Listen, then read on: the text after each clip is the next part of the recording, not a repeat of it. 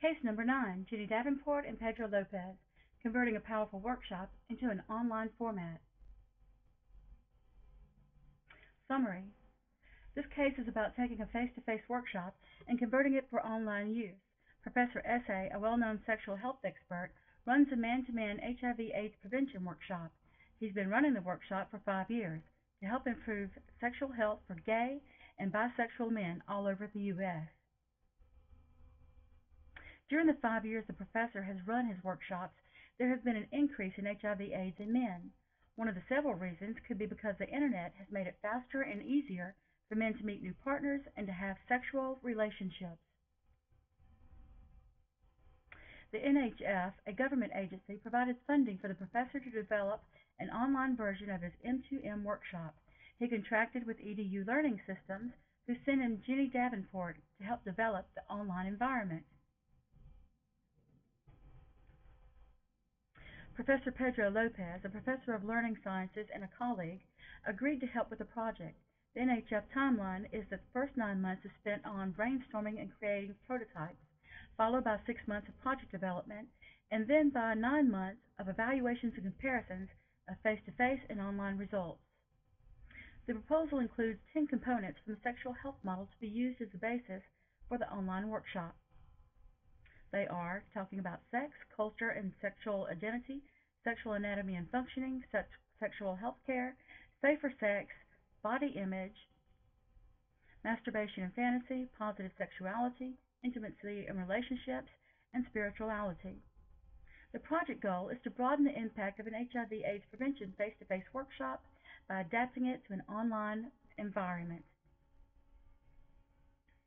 The objectives are to use the 10 components of the sexual health model as the basis for the internet-delivered workshop, to develop an HIV/AIDS prevention workshop for gay and bisexual men over the internet, and to incorporate contemporary principles of e-learning and distance education into the online workshop. Stakeholders are Professor Clark S.A., Jenny Davenport, Professor Pedro Lopez, and the NHF National Health Foundation and gay and bisexual men. Pedro presents a number of challenges to Jenny. Jenny, there's a number of challenges. Oh no, what are the challenges? Challenges are Pedro and Jenny have different approaches to design. To what extent can hot cognition be added into the online workshop? How to measure the success of a workshop? The advantages and disadvantages of face-to-face and online workshops? The advantages and disadvantages of emotional online communications? Instructional behavior versus knowledge acquisition design. Oh no, we have our work cut out for us. What are we going to do? The solutions to the challenges. Where there's a will, there's a way. Number 1, they should compromise, but not without change. It should be less about information and more about feelings. The information is an important aspect. It has to be organized differently because the instructional approach is different. They will have to work together to convey meaning and emotion. Number 2, hot cognition online is a difficult situation because the affective aspects could bring up legal implications. Therefore, gather information regarding legal liabilities. Also, counselors should be available. Number 3, post a workshop or online survey. Since the workshop deals with attitudes and behaviors, survey the participants again in about a year. Also, gather information by computer such as dates, times, frequency of access, activity, and demographic differences.